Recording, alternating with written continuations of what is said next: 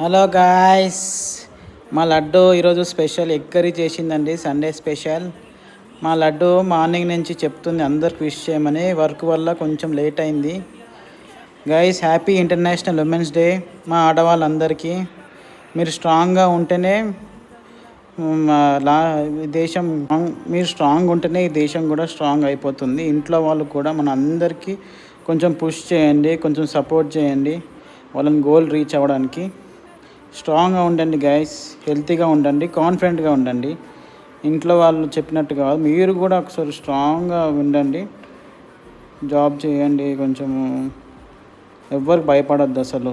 Women's అంటే భయపడద్దు అసలు, అందరికీ భయపడద్దు. ఎవరికి తల దించి ఉండొద్దు, తల ఎత్తుకొనే ఉండాలి.